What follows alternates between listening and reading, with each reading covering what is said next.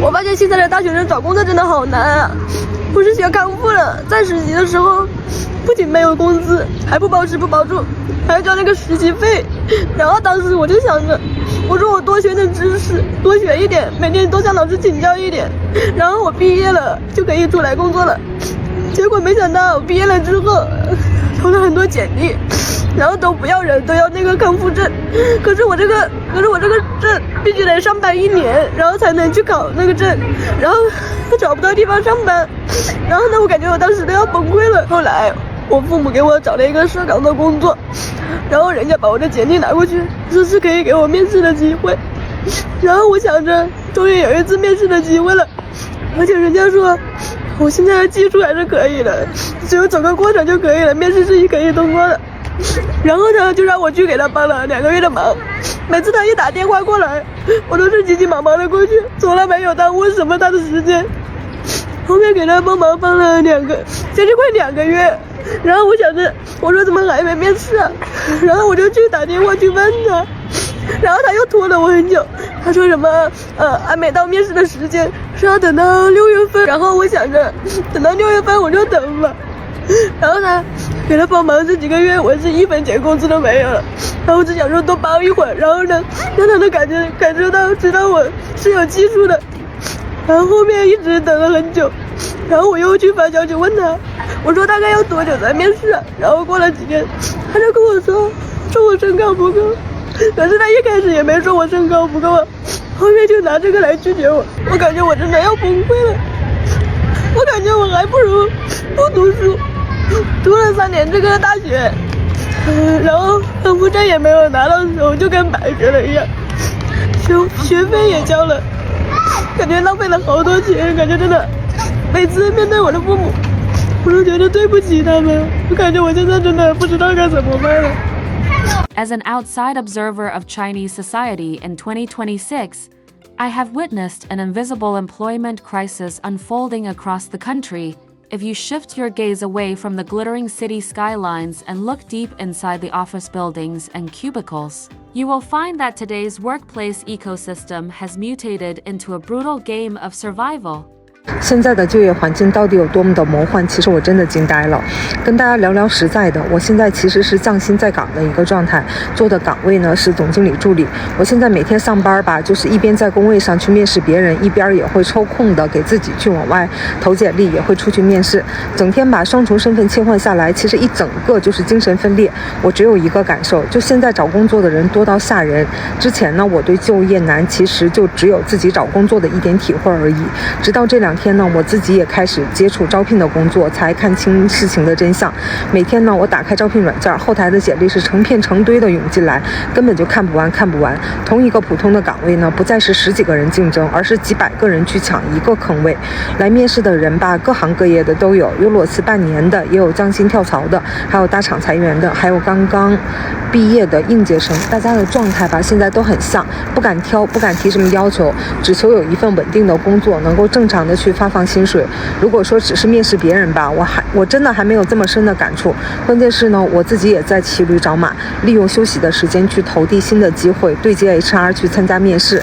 跟各行各业的 HR 聊下来呢，其实得到的答案都是高度统一的，没有一个岗位缺人，但是所有的岗位呢都挤满了求职者。以前跳槽的时候其实是双向的选择，我可以去对比薪资、福利、氛围啊什么的。现在的职场现状是什么呢？企业挑人百里挑一，求职者呢只能被动的去等待被选择，哪怕你自己有多年的经验，有大厂的履历，有岗位的匹配度，依然要跟几十号人、上百人去内卷竞争。很多人吧现在都说大环境不好，其实我们普通人最直观的感受就是就业的内卷和无力。真的特别能够理解现在焦虑的职场人，不管是在岗不敢裸辞的，还是失业正在找工作的，还是想要跳槽去寻求突破的。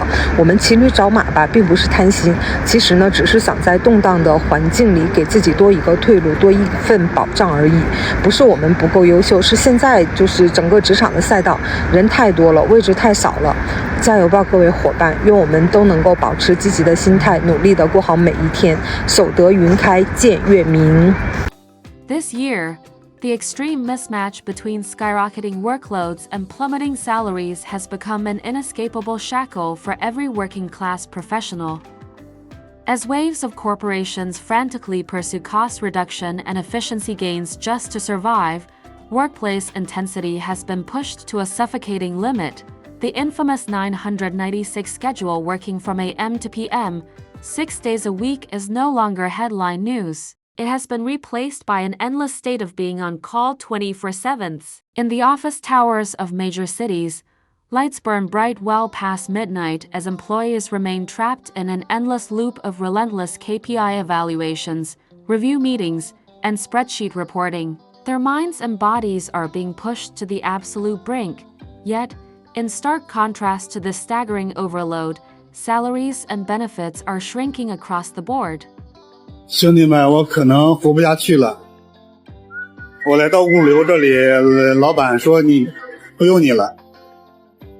我说为啥呀？他说昨天和你一起搭档的不要你了，嫌我没劲儿，干活磨磨蹭蹭的。唉，太难了，找个工作就这么难吗？这么多活，这么多家，没有我能干活的地方，难道没有体力？这个工作也干不了吗？就这种工作我感觉我也可以干呢，我也可以干。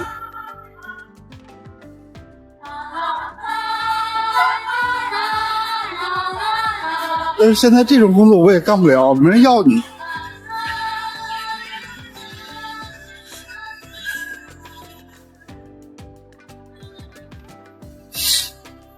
太难了。我看能不能有碰上好老板，让我干点小件也行。唉，周年事业太难了，我看能不能找到别的工作。就这样。The job market in 2026 has experienced a severe regression in compensation. Positions that once commanded a comfortable middle-class monthly salary of over 10,000 RMB have seen their pay halved on recruitment apps. Some companies are offering base salaries that can barely cover the cost of food and shelter in a first-tier city. Faced with dwindling wages, job seekers have lost all bargaining power. For every single opening, hundreds of elite university graduates and laid-off middle-aged professionals line up to compete. Employers are not just aggressively driving down labor costs, they are clawing back basic benefits, from year-end bonuses and meal subsidies to mandatory housing fund contributions.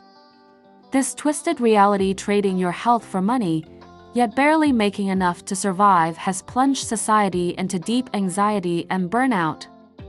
Countless white-collar workers in their 30s, burdened by heavy mortgages and the cost of raising children, are destroying their health under grueling overtime hours while taking home meager, post-reduction paychecks. They dare not fall ill, they dare not take a day off, and they endure workplace bullying and arbitrary pay cuts in silence. Everyone knows the stakes. If they break under pressure and quit, what awaits them is the abyss of prolonged, total unemployment. In the face of sheer survival, dignity and health are crushed to dust. 你们有没有发现，就今年这个找工作的现状环境呢？现在是4月份了，比起这个去年2025年4月份的时候，同期的时候找工作的环境要困难得多啊！这是我的一个亲身感受，就是通过我做自媒体以来，然后每天看着这个评论区里各种各样的留言信息，再加上群里的很多消息，我真的发现，就是今年这个环境比起去年来说都要复杂得多。但是大家有没有想过，为什么现在找工作这么难呢？是不是？难道真的都是因为市场不景气吗？我认为不是的。其实我认为，就是目前以我的认识来看，我认为找工作最难的一个现状呢，是为什么呢？是因为人太多了，这个年轻人、大学生、应届毕业生太泛滥了。我认为这一点呢，才是就目前大学生找工作很难，这个很卷，这个市场就是怎么样，这个工资很低。最根本的原因是因为人多，人太多，年轻人非常非常多，太泛滥。就这么聊，大家肯定就直观很多了。就我一个硕士出去找工作吧，去年的时候我是根本就看不上销售这种工作的，我也不想做自媒体，纯粹就是拿着自媒体当成一个兼职，时不时拍一下视频而已。但是今年我发现完全就变了。通过我对这个市场的了解，然后很多这个群里的反馈，以及很多朋友之间的聊天，我发现就是很多现在的硕士学历的研究生呢，都直接出去当销售，都开始做自媒体，开始当主播，开始这个有的还去送外卖，很现实的。那种感觉是什么？就是当你是本科学历的时候呢，你发现周围的很多人他们都是本科学历，都在和你去竞争。结果呢，当你这个变成了硕士的时候，你会发现就是身边的人又是同样的一批人，和你曾经一个年代甚至是同年的这个朋友们又开始竞争同样的岗位，就是换汤不换药的，就是本质来讲就是曾经的那一批人一直没有就业，导致这个一直堆积起来，就是变得这个人数越来越多。再加上你看今年马上要6月份又开始应届毕业生了，又开始有大量的人开始步入社会了。今年的毕业生又预计统计是1200万人以上，什么概念？就是马上2个月以后就有这么一批新鲜的血液马上又要涌入市场了。所以现在这个工作环境市场的最大感受现状是什么呢？就是你要说找工作呢还是有的，你要出去上班那肯定还是有岗位你能够待的，就是非常的卷。人一旦变得多了起来，那这个活你就是无下限的。 For the record-breaking millions of fresh university graduates, the reality is even more surreal. They step out of the campus gates only to confront internship offers with wages at rock bottom, alongside endless unpaid probation periods. To avoid the stigma of being unemployed upon graduation, many are forced to accept the absurd reality of earning just 2,000 to 3,000 RMB a month while doing the workload of 2 or 3 people. To an outside observer, the Chinese workplace in 2026 resembles an engine running at top speed but stripped of fuel.